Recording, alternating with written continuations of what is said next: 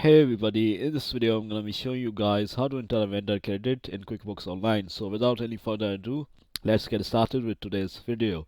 The first step is to access the vendor section. So log in into your QuickBooks Online account and navigate to the expenses or vendors section. This is where you can manage vendor related transactions.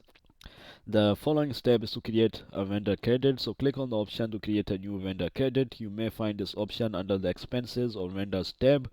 Depending on your version of QuickBooks Online, enter the necessary details such as the vendor's name and the credit amount.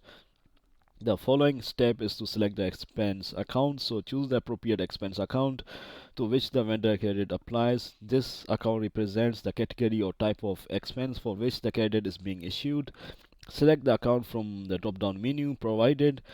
The next step is to apply the vendor credit to a bill or leave it unapplied. Decide whether you want to apply the vendor credit to an existing bill or leave it unapplied for future use.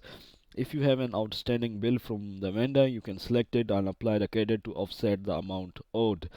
Alternatively, you can leave the credit unapplied and it will be available to use against future bills from the vendor. The last step is to save the vendor credit. So review the entered information to ensure accuracy.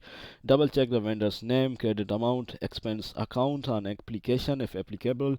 Make any necessary adjustments or corrections. Once you are satisfied with the vendor credit details, click on the save or save and close button to save the entry. So this is how you do it, guys. Thanks for watching and I'll see you in the next video very soon. Peace.